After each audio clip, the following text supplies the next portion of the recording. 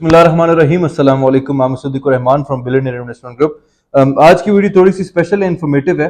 ये स्पेसिफिकली उन लोग के लिए जो कि स्टूडेंट्स हैं या जिनके पास कोई पैसा नहीं है, वो चाहते हैं कि रियल एस्टेट के थ्रू हम पैसा कमाएं, या तो उन लोग के लिए जिनके पास अल्लाह ताला का बहुत दिया हुआ है एंड वो थोड़ा बहुत कंफ्यूज होते हैं कि हम रियल एस्टेट से पैसिव इनकम, मेन फोकस हमारा है कि आप पैसिव इनकम किस तरह रियल एस्टेट के थ्रू कमा सकते हैं। ये कोई short term investment, long term investment वाली बात नहीं है।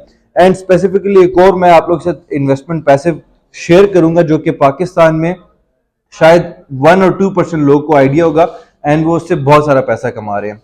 मजीद वीडियो में बढ़ने से पहले जो लोग चैनल में नए हैं, आप लोग की सपोर्ट की जरूरत होती है। Do like and subscribe and comment कीजिएगा। देखिए, सबसे पहले तो हर कोई जानता है, एक बहुत नॉर्मल सी बात होती है कि आप रेंटल प्रॉपर्टीज लें।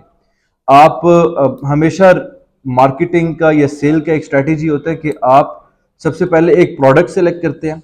सेकेंडली आप देखते हैं कि मैंने वो प्रोडक्ट किस इलाके में लॉन्च करना है। ठीक हो गया।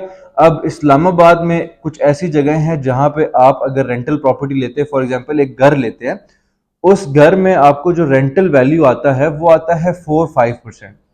लेकिन उसी अमाउंट की अगर आप पिंडी में कोई घर लेते हैं, वहां से आपको मिल जाता है 6-7%।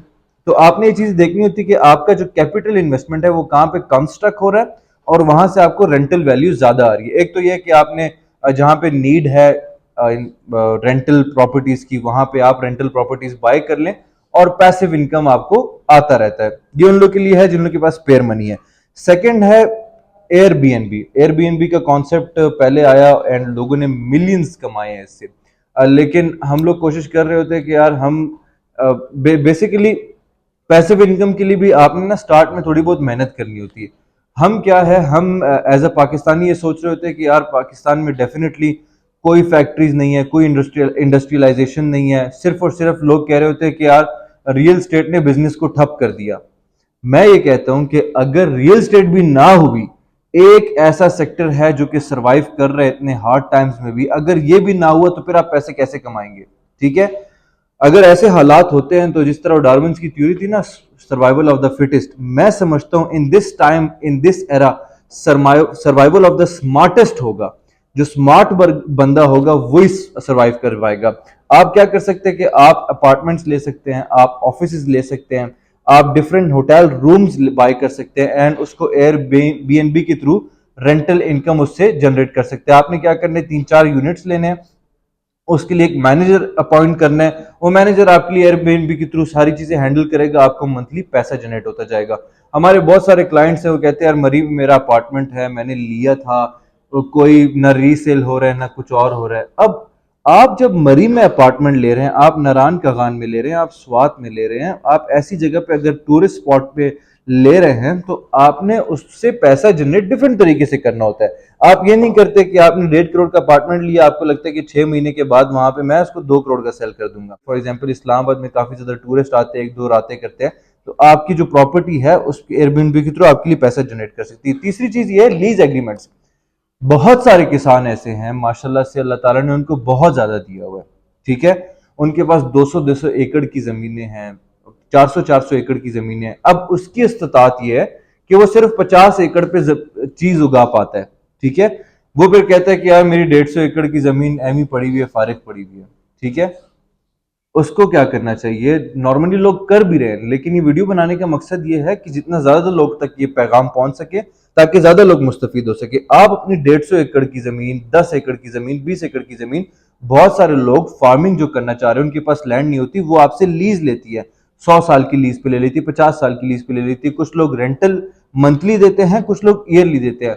अब आपकी कोई कमर्शियल प्रॉपर्टी है, ठीक हो गया, कमर्शियल प्रॉपर्टी भी आप लीज पे करा सकते हैं। फॉर एग्जाम्पल मैकडोनल्ड्स कहीं पे भी जाता है, वो अपना जो क्या कहते हैं प्रॉपर्टी है, जिस जगह पे वो अपनी स्ट्रक्चर बिल्ड कर रहे होते हैं, इंफ्रास्ट्रक्चर, वो लीज पे लेती है।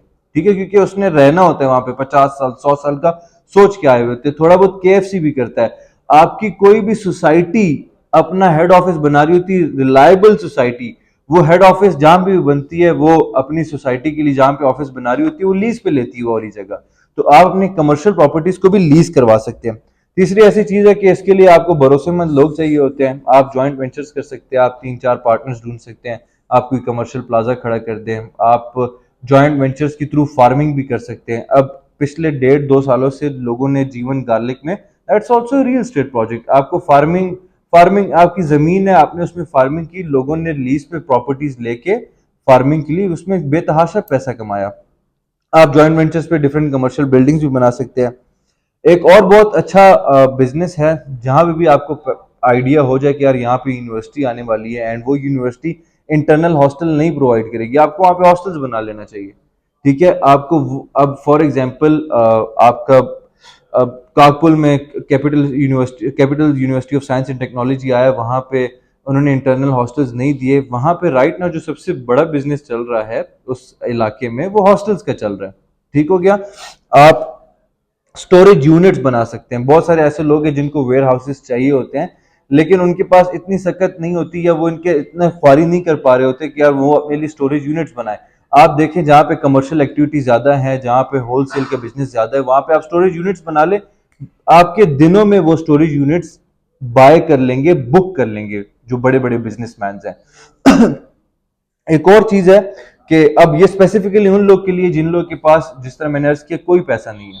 ठीक है, अब आई नो जब मैं हॉस्टल में होता था तो मैं, हमारी एक दोस्त था, स्टूडेंट था वो भी, उसको हम कहते थे कि यार आप हॉस्टल में क्यों नहीं रहते। उसने क्या किया था, साथ ही तकरीबन 5 किलोमीटर के फासले पे एक कमर्शियल अपार्टमेंटल बिल्डिंग थी।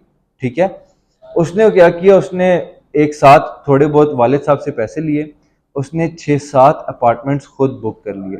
ठीक है, हर अपार्टमेंट में 3-3 रूम्स थे।